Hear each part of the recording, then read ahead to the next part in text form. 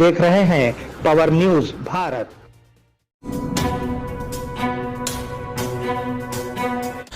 नाजरीन आदाब व इस्तकबाल, पावर न्यूज़ भारत से मैं आमिर जमाल।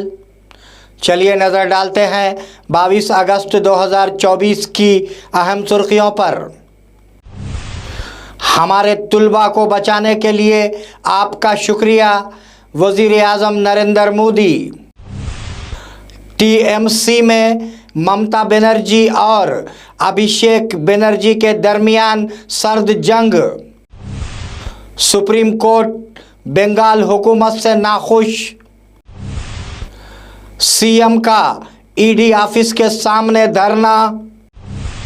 बोधन एग्रीकल्चर मार्केट कमेटी के गवर्निंग बॉडी की हल्फ बर्दारी।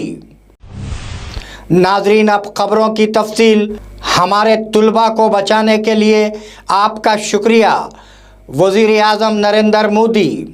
वज़ीर आज़म नरेंद्र मोदी ने कहा कि यूक्रेन में जंग शुरू होने पर हिंदुस्तानी तुलबा को निकालने में पोलैंड की मदद को फरामोश नहीं किया जा सकता। उन्होंने वारसा के खूबसूरत शहर में उनका इस्तकबाल करने पर मुल्क के वज़ीर आज़म डोनाल्ड टस्क का शुक्रिया अदा किया। आप एक तवील अरसे से हिंदुस्तान के दोस्त हैं। उन्होंने दो ममालिक के बॉन्ड के लिए बहुत काम किया।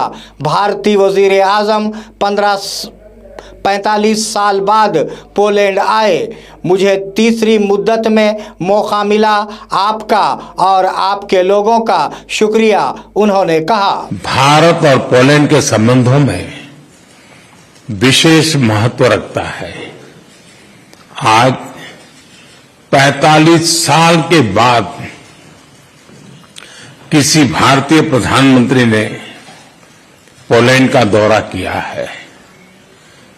मेरे तीसरे कार्यकाल की शुरुआत में ही मुझे यह सौभाग्य मिला है। इस अवसर पर मैं पोलैंड की सरकार और यहां के लोगों का विशेष आभार व्यक्त करता हूं। आपने 2022 में यूक्रेन कॉन्फ्लिक्ट में फंसे हुए भारतीय स्टूडेंट्स को निकालने के लिए जो उदारता दिखाई, उसे हम भारतवासी कभी नहीं भूल सकते। टीएमसी में ममता बनर्जी और अभिषेक बनर्जी के दरमियान सर्द जंग। भतीजे और पार्टी के general secretary Abhishek Banerjee trainee doctor के कत्ल के वाक़े के बाद सीएम ममता बनर्जी के रवैये से नाखुश हैं। ममता बनर्जी ने आरजी कार मेडिकल कॉलेज में बेकायदगियों के खिलाफ कोई कार्रवाई नहीं की और अभिषेक ने वाक़े के फौरन बाद प्रिंसिपल को दूसरे कॉलेज में मुंतकिल करने का इल्ज़ाम लगाया। इसी वजह से वो पार्टी सरगर्मियों से दूर रह रहे हैं। सुप्रीम कोर्ट बंगाल हुकूमत से नाखुश। सुप्रीम कोर्ट ने बरहमी का इजहार किया कि बंगाल हुकूमत ट्रेनी डॉक्टर के कत्ल का मुकदमा कब दर्ज हुआ ये वक्त नहीं बता सकी। क्या मुकदमा दर्ज होने से पहले पोस्टमार्टम कराया गया? उसने पूछा। उसने मुकदमा दर्ज कराने वाले अफसर को ये बताने की हिदायत की कि उसे गैर फितरी मौत के तौर पर कब दर्ज किया गया था। जस्टिस पारडीवाला ने तबसरा किया कि उन्होंने अपनी 30 साल की खिदमत में ऐसी रियासती हुकूमत कभी नहीं देखी। वज़ीर आला का ईडी ऑफिस के सामने धरना। अडानी मामले पर कांग्रेस हाईकमान की हिदायत पर वज़ीर आला रेवंत रेड्डी ने धरने में शिरकत की। हैदराबाद में ईडी के दफ्तर के सामने प्ले कार्ड आवेज़ा किए गए। उन्होंने हिडनबर्ग के इल्ज़ामात पर जेपीसी की तश्कील का मुतालबा किया। नायब वज़ीर आला भट्टी विक्रमार्का ने वाज़े किया कि वो उस वक्त तक लड़ेंगे जब तक अडानी की लूटी हुई दौलत आवाम तक नहीं पहुंचती।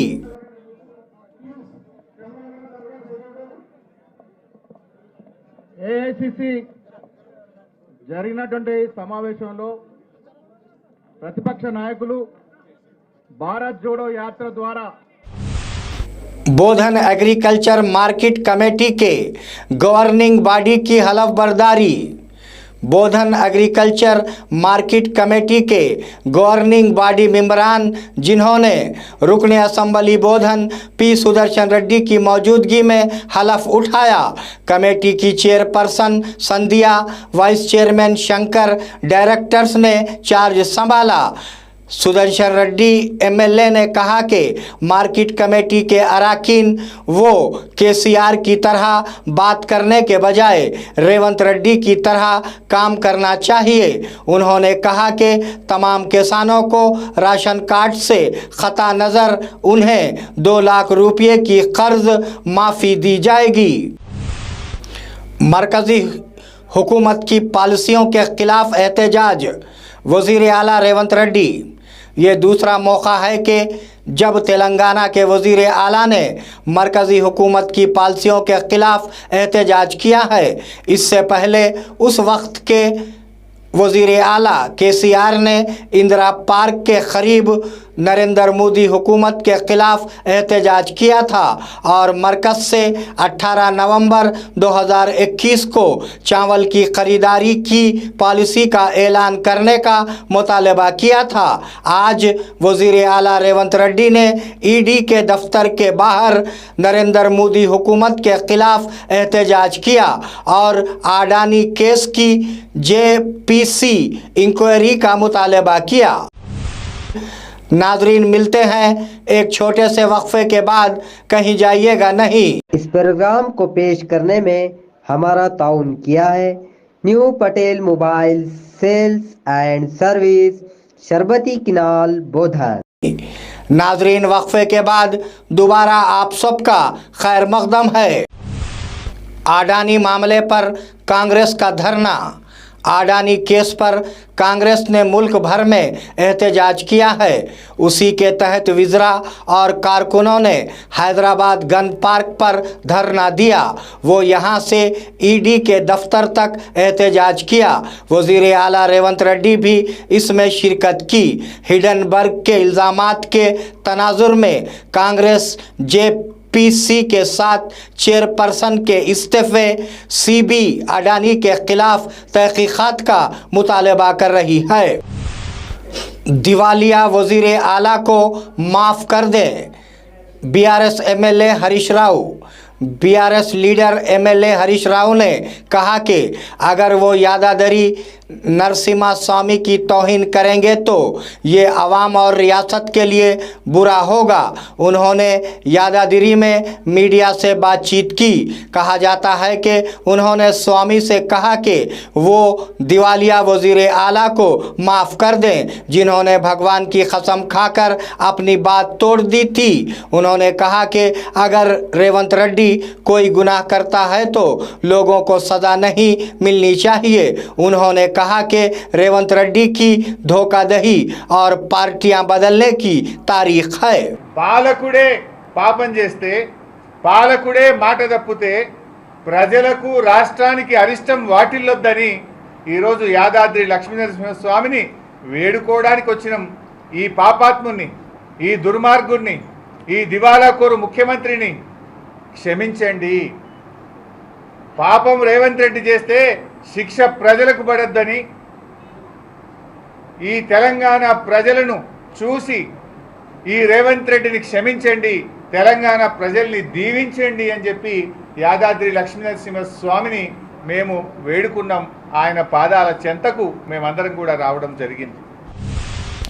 वज़ीर आला रेवंत रेड्डी को इस्तीफ़ा देना चाहिए। बीआरएस कायदीन बोधन। बोधन टाउन बीआरएस पार्टी के ज़ेर एहतमाम आज अंबेडकर चौरस्ते पर बग़ैर किसी पाबंदी के तमाम किसानों के कर्ज माफ़ करने के लिए धरना मुनक़्क़िद किया गया। इस मौके पर उन्होंने रियासती हुकूमत के ख़िलाफ़ नारे लगाए। बीआरएस कायदीन ने कहा कि वज़ीर आला रेवंत रेड्डी का इलेक्शन में वादा गलत था और उन्होंने उनके फौरी इस्तीफ़ा का मुतालबा किया है।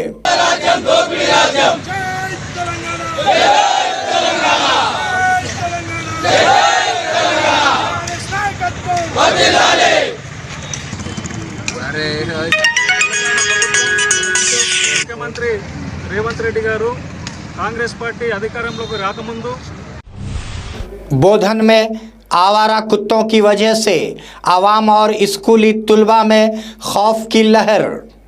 बोधन शहर के वार्ड नंबर 34-35 की आवाम और स्कूली तलबा में खौफ व दहशत की लहर फैल रही है। वाज़े रहे कि कुछ दिन कबल लोवेला स्कूल के तालिब इल्म को कुत्ते के काटने की वजह से शदीद ज़ख्मी हुआ था। इसके साथ ही बोधन शहर में आए दिन कुत्तों के काटने के वाक़यात पेश आ रहे हैं। वार्ड नंबर 34 में भी सरदार मस्जिद के करीब कुत्तों की बहुतात से नमाजियों को तकलीफ़ का सामना करना पड़ रहा है। महकूमे बल्दिया किसी भी तरह की कार्रवाई करने में नाकाम है। आवाम महकूमे बल्दिया से जल्द अज जल्द इक़दामात करने की मुंतज़िर है।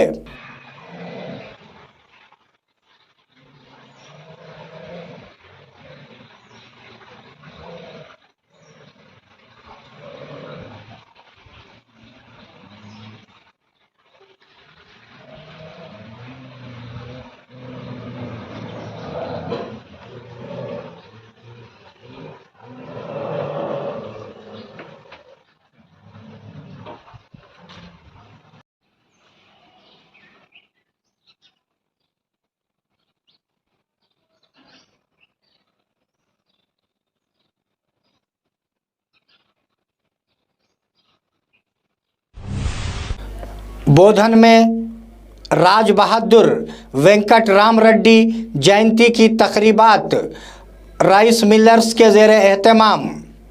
बोधन टाउन राइस मिलर्स एसोसिएशन के ज़ेर एहतमाम मुमताज़ समाजी कायद राज बहादुर वेंकट राम रेड्डी के यूम पैदाइश की तक़रीबात का इनेकाद आज शानदार तौर पर मनाया गया। इस मौके पर उन्होंने उनकी तस्वीर पर फूलों की चादर चढ़ाकर खिराज तहसीन पेश किया। इस मौके पर खिताब करते हुए उन्होंने वेंकट राम रेड्डी की खिदमात की सताइश की। इस प्रोग्राम में राइस मिलर्स एसोसिएशन के अरकान शरत रेड्डी, नागार्जुन रेड्डी और दीगर ने शिरकत की। बोधन में हज़रत सैयद शाह जलाल बुखारी रहमतुल्लाह अलैह की उर्स तकरीबात, एमएलए बोधन पी सुदर्शन रेड्डी की शिरकत। बुध की रात बोधन शहर में हज़रत सैयद शाह जलाल बुखारी रहमतुल्लाह अलैह के उर्स के मौके पर संदल का एहतमाम किया गया। इस मौके पर अक़ीदतमंदों ने दरगाह हज़रत सैयद शाह जलाल बुखारी रहमतुल्लाह अलैह पर फूल और नारियल चढ़ाए। मुंतज़िम ने बताया कि हर साल हज़रत सैयद शाह जलाल बुखारी रहमतुल्लाह अलैह के उर्स की तकरीबात 2 दिन तक रहती है। दूसरे दिन क़वाली का प्रोग्राम होता है। दरगाह का अहाता अक़ीदतमंदों से खचाखच भरा हुआ था। इस मौके पर बोधन एमएलए पी सुदर्शन रेड्डी ने शिरकत करते हुए दरगाह हज़रत सैयद शाह जलाल बुखारी रहमतुल्लाह अलैह पर हाज़री दी। बादे अज़ां उर्स कमेटी के अराकीन ने उन्हें शाल पहनाकर तहनीत पेश की। इस प्रोग्राम में रियासती उर्दू अकेडमी के चेयरमैन ताहिर बिन हमदान, सदर कांग्रेस बोधन मोहिउद्दीन पाशा के अलावा दीगर कायदीन मौजूद थे।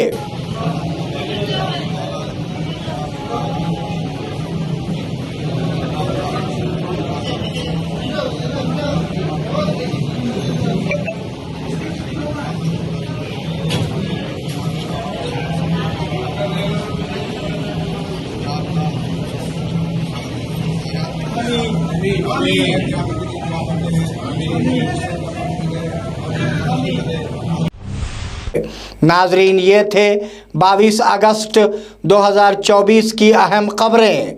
आप जुड़े रहिए पावर न्यूज़ भारत के साथ।